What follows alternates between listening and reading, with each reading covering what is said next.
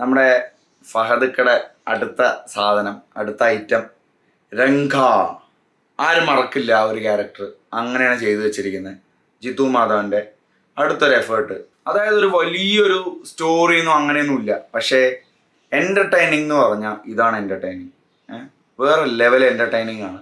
നമ്മുടെ യൂട്യൂബർ ആയിട്ടുള്ള പയ്യൻ പ്രണവ്, ഹിപ്സ്റ്റർ ഗെയിമിങ്ങിലെ പയ്യൻ, അടിപൊളിയായിട്ടൊരു നല്ലൊരു വൺ സ്ട്രെച്ചിലുള്ള ഒരു ക്യാരക്ടർ. എന്തായാലും പ്രണവിനൊരു ഹാറ്റ്സ് ഓഫ്.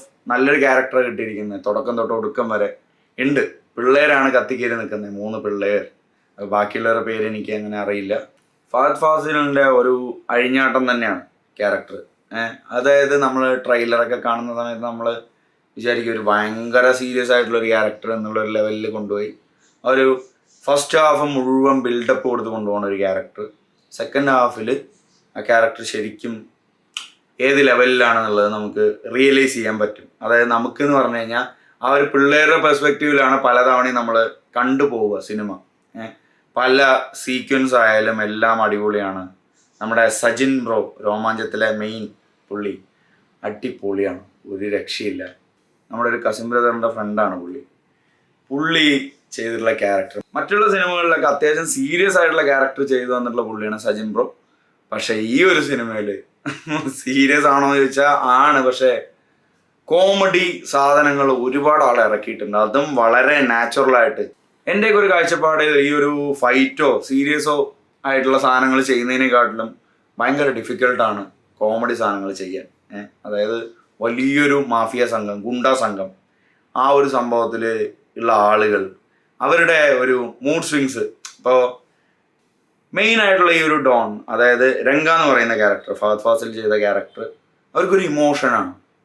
അവർക്കൊരു ഏട്ടൻ എന്നുള്ളൊരു ലെവലിലുള്ളൊരു ഇമോഷനാണ്. ആൾക്ക് വേണ്ടി എന്ത് വേണമെങ്കിൽ ചെയ്യാൻ ഒരുങ്ങി നിൽക്കുന്ന ഒരു പട. അവർക്ക് വേണ്ടി എന്ത് വേണമെങ്കിൽ പുള്ളിയും ചെയ്യും. അങ്ങനെയുള്ളൊരു സംഭവമാണ്. ഫസ്റ്റ് ഹാഫിൽ ഫഹദ് ഫാസിൽ ഒന്നും റിയലായിട്ട് ചെയ്യുന്നില്ല, ഒരു ബിൽഡപ്പിലൂടെയാണ് കൊണ്ടുപോകുന്നത്. അതായത് രംഗ എന്ന് പറയുന്ന ക്യാരക്ടറിനെ പറ്റി സജിൻ ബ്രോ ചെയ്ത അംബാൻ എന്ന് പറയുന്ന ഒരു ക്യാരക്ടറുണ്ട്. പുള്ളി ബിൽഡപ്പ് കൊടുക്കുന്ന ഒരു സംഭവമാണ്. അതിൽ ഈ കുട്ടികൾ തന്നെ പറയുന്നുണ്ട്, അതായത് ഈ കോളേജ് പിള്ളേർ, നമ്മുടെ പ്രണവൊക്കെ ചേർന്നിട്ടുള്ള ഒരു 3 പിള്ളേർ പറയുന്നുണ്ട്, ഇയാൾ എന്ത് തള്ളാണ് എന്നുള്ള രീതിയിൽ. പുള്ളി അങ്ങനെയൊന്നും ചെയ്തിട്ടുണ്ടാവില്ല എന്നൊക്കെയുള്ള രീതിയിൽ. ആ ഒരു ലെവലിൽ നിന്നും സെക്കൻഡ് ഹാഫിൽ ശരിക്കും ഡിഫറെൻ്റ് ആയിട്ടുള്ളൊരു സാധനം. അത് എന്താണ് ആ ഒരു സ്റ്റോറി ലൈൻ എന്ന് ഞാൻ പറയില്ല, കാരണം അത് നിങ്ങൾ കാണണം, കണ്ടിട്ട് തന്നെ അത് എക്സ്പീരിയൻസ് ചെയ്യണം. അത് ഒരു വലിയൊരു സ്റ്റോറിയോ അങ്ങനെയുള്ള ഒരു സംഭവമല്ല, പക്ഷേ അത് എടുത്തു വെച്ചിരിക്കുന്ന രീതി, ഫൈറ്റിൻ്റെ കൊറിയോഗ്രാഫിയൊക്കെ ചെയ്തിട്ടുള്ള ആളെ നമിക്കണം. അത്രയും പെർഫെക്റ്റ് ആയിട്ട് ഓരോ സാധനം ചെയ്തു വെച്ചിട്ടുണ്ട്. അടിപൊളിയാണ്. ഫൈറ്റൊക്കെ നമ്മൾ ഇരുന്ന് കണ്ടുപോകും. അതിൻ്റെ ഇടയിൽ കോമഡി എലമെൻറ്റ്സ് കാര്യങ്ങളുണ്ട്. അതൊക്കെ അടിപൊളിയായിട്ട് ചെയ്തു വെച്ചിട്ടുണ്ട്. എന്തൊക്കെ പറഞ്ഞാലും ഈ വർഷം മലയാള സിനിമ തൂക്കി എന്ന് തന്നെ പറയണം. ഇന്നലെ വർഷങ്ങൾക്ക് ശേഷം കണ്ടു, അടിപൊളിയായിരുന്നു. ഇന്നിതപ്പോൾ ആവേശം അടിപൊളിയാണ്. എന്തായാലും ആവേശം ഈസ് ഗുഡ്. രോമാഞ്ചം പോലെ തന്നെ ഒരു വലിയൊരു സ്റ്റോറിയോ കാര്യങ്ങളോ ഇല്ല, പക്ഷേ ആ ഒരു വൈബ് നമുക്ക് കണക്ട് ചെയ്യാൻ പറ്റും. പല കാര്യത്തിലും ആ ഒരു വൈബ് കണക്ട് ചെയ്ത് നമുക്ക് പോകാൻ പറ്റും. അതാണ് ഈ ഒരു സിനിമയുടെ പ്രത്യേകത. ഡാ മോനെ എന്ന് പറയുന്നൊരു വിളിയുണ്ട് അതിൻ്റെ, ആ സാധനത്തിലാണ് പോകുന്നത്. പിന്നെ നമ്മുടെ ചട്ടമ്പി നാട്ടിലെ മമ്മൂക്കയില്ലേ, നൈൻ്റെ പട്ടി മോനെ എന്നൊക്കെ പറഞ്ഞൊരു കന്നഡ മിക്സ് ചെയ്തിട്ടുള്ളൊരു സാധനം, ആ ഒരു ലെവലിലുള്ളൊരു കോൺവെർസേഷൻസ് ഒക്കെ വരുന്നുണ്ട്. ഫഹദ് അങ്ങനെയുള്ളൊരു മിക്സപ്പാണ് ചെയ്തേക്കുന്നത്. അതായത് മലയാളവും കന്നഡവും കൂടി ചെറുതായിട്ട് മിക്സായാൽ എങ്ങനെയായിരിക്കും, അങ്ങനെയുള്ളൊരു സ്ലാങ് ആണ് പുള്ളിയുടെ. എന്ന് കരുതി മലയാളം പറയേണ്ടിടത്തൊക്കെ മലയാളം പറയുന്നുണ്ട്. ആ ഒരു ടച്ച്, ആ ഒരു ആക്സെൻറ്റ്, കന്നഡ ആക്സെൻറ്റ് വന്നുകൊണ്ടുള്ള മലയാളമാണ് പുള്ളി ചെയ്തു വെച്ചിരിക്കുന്നത്. പിന്നെ പുള്ളിയുടെ ക്യാരക്ടർ ഒരു ഡിഫറെൻറ്റ് ക്യാരക്ടറാണ്. അത് ആരെയും തൻ്റെ വിഷമം അറിയിക്കാൻ ആഗ്രഹിക്കാത്ത തരത്തിലുള്ള ഒരു ക്യാരക്ടർ.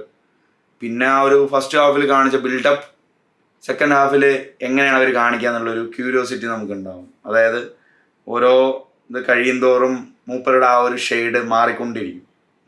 ആദ്യം കാണുമ്പോഴുള്ള ഒരു മറ്റുള്ളവരെ കൊണ്ട് ചെയ്യിപ്പിക്കും, അമ്മയ്ക്ക് വാക്ക് കൊടുത്തുകൊണ്ട്, ആരെയും തല്ലില്ല എന്ന് വാക്ക് കൊടുത്തുകൊണ്ടുള്ളൊരു സാധനം വരുന്നുണ്ട്. എന്തൊക്കെയായാലും സോ ഹാപ്പി ഫോർ പ്രണവ്. നല്ലൊരു ക്യാരക്ടർ ചെയ്തിരിക്കുന്നത്. ഇനിയും നല്ല ക്യാരക്ടർ ചെയ്യാൻ പറ്റട്ടെ. പ്രണവിൻ്റെ കൂടെ അഭിനയിച്ചിട്ടുള്ള 2 പിള്ളേരെ അങ്ങനെ ഞാൻ ചില സിനിമയിൽ കണ്ടുപോയിട്ടുണ്ടെന്നേ ഉള്ളൂ. ഇവനെ പിന്നെ വേറെ ഒമേഗിളിൻ്റെ വീഡിയോ ഒക്കെ വൈറലായതുകൊണ്ട് അതിലൊക്കെ കണ്ടിട്ടുണ്ട്. അപ്പോൾ എന്തൊക്കെയായാലും ജിത്തു മാധവൻ, അതുപോലെ തന്നെ നമ്മുടെ ഫഹദ് ഫാസിൽ, ഒരു രക്ഷയില്ല.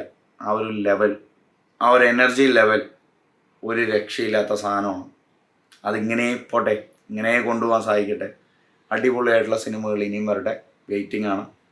ആൾ അറൗണ്ട് പറയുകയാണെങ്കിൽ ഒരു എൻ്റർടൈൻമെൻറ്റിൻ്റെ ഒരു വലിയൊരു പാക്കേജാണ്. ഒരു റൊമാൻസോ തേങ്ങ വാങ്ങിയോ ഒന്നുമില്ല.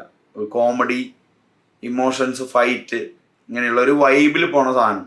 ടെൻഷൻ, ആ പിള്ളേർ ടെൻഷൻ അടിക്കാൻ നമുക്കും ഇത്തിരി ടെൻഷനാണ പോലെയൊക്കെ തോന്നും. പിന്നെ നമ്മൾ ചിന്തിക്കുന്ന പോലെയല്ല ആ കുട്ടികൾ ചിന്തിക്കുക.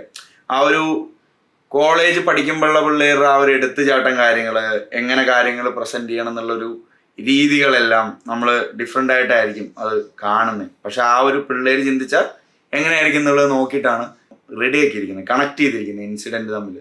അപ്പോൾ എന്തൊക്കെയായാലും ആൾ അറൗണ്ട് ഒരു എൻ്റർടൈൻമെൻറ്റ് പാക്കേജ് ആയിട്ട് എനിക്ക് തോന്നി.